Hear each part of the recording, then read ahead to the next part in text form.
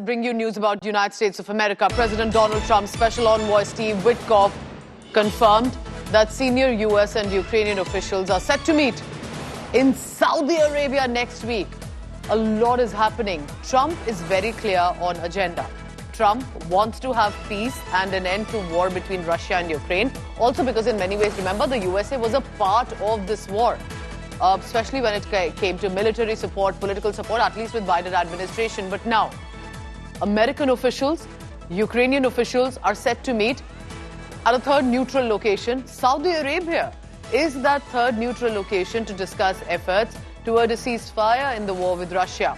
Trump's special envoy Steve Witkoff has said he is in discussions with the Ukraine already for a peace agreement framework and to end hostilities. But it's very interesting, remember, how Middle East in some way, whether it's Qatar for the West Asia conflict, whether it's Saudi Arabia and sometimes the UAE, Dubai especially, these countries or these regions are becoming the neutral locations to discuss with regard to war issues.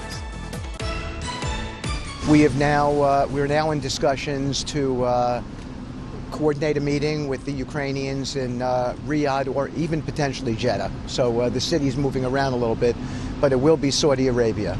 And I think the idea is to get down a framework for a peace agreement and an initial ceasefire as well. India Today Global's Shashank Mattu is joining me this morning for the latest. Shashank, good morning. While the talks are on, what do you make of these talks? Because I believe, just take us through, if there's already been another blow to Zelensky by Trump, and Saudi Arabia becomes that choice to meet and greet.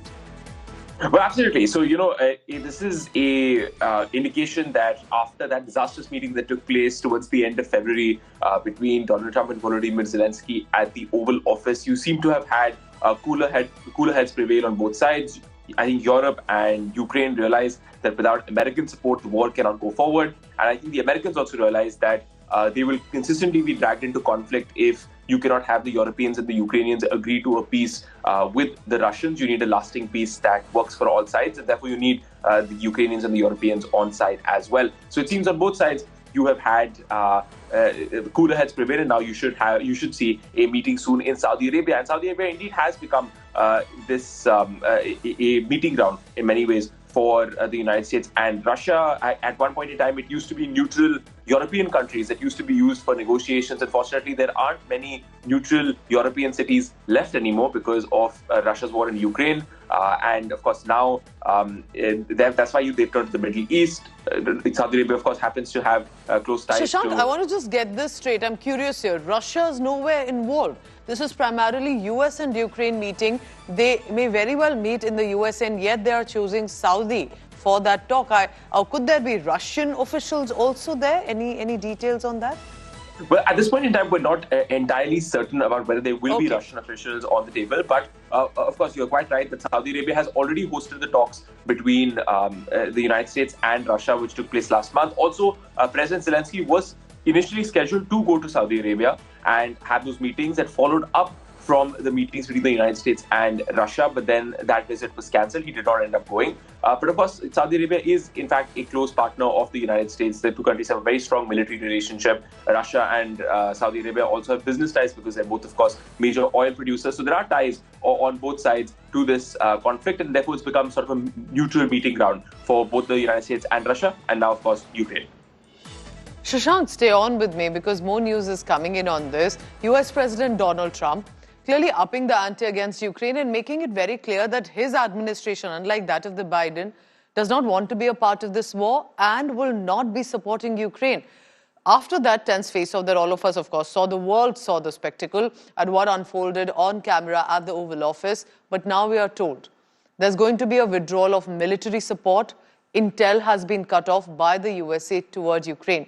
Administration is even preparing to possibly revoke the temporary legal status of over 2 lakh Ukrainians, refugees largely, who were in the American territory ever since the war had broken out. They had basically fled to the USA after Russia's invasion, have been living in the country on humanitarian grounds, but possibly not for very long.